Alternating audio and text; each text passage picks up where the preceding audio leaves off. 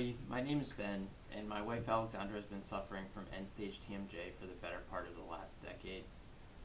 When we were first dating, this was something that was a new concept to me, not really too sure on what TMJ orders consisted of, much like the rest of the population, unless they had someone close to them that was affected by it. I would say that there are probably two parts of our lives that are deeply affected by TMJ disorders. One is very simple and kind of all-encompassing in the sense that it's just living with daily pain. Having to sit here and watch my wife struggle with regular tasks just because of TMJ pain is not only hard for her to physically endure the pain, but also incredibly challenging to watch. All I want to do is help and be a part of the solution to try to numb the pain in some sort of way, but it proves to be more challenging than it really is. The next is the impact on daily things that I never would have thought. What we do every day, just in general tasks, what we eat.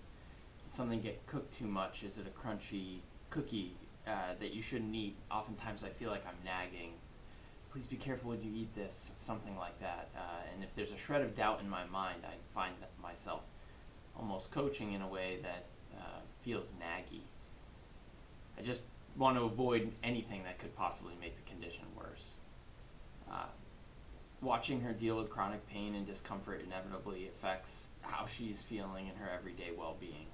I have to watch her cope with more doctor's appointments that I could count, fly across the country for procedures that may or may not work, and spend hours and hours researching treatments that I don't seem to have a whole lot of faith in, based on the results and based on whether or not they'll even provide an outcome that will be favorable.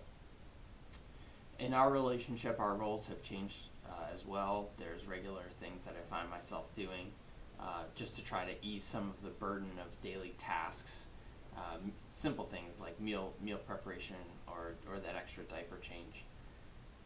And the second part of our life I'd say that is deeply affected, the best word that I can use to describe it is just fear. There's so many different fears that I have.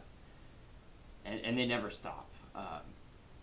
Fear of financial hardship because something isn't covered by insurance, or something comes up that might lead to some pain relief, but leads to us also not being able to make ends meet.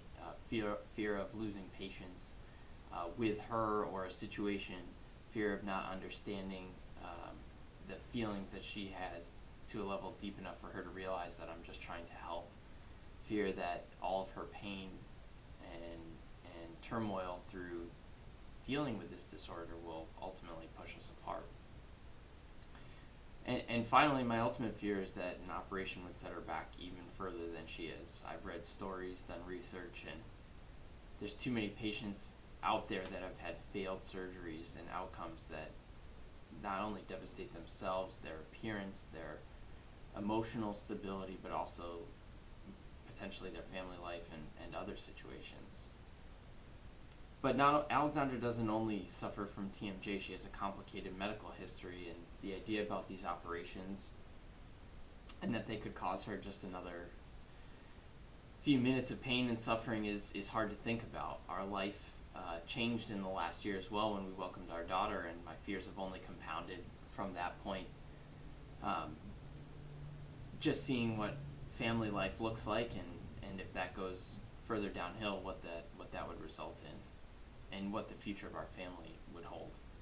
My hope in all of this is that there's real development in medical and scientific studies that can provide some sort of relief in terms of either a procedure, a registry of patients, a deeper understanding of replacement surgeries, success rates that are higher, that can offer, quality of life improvement to both my wife and all the other patients out there who have so much of their life ahead of them, and that's my biggest hope in all.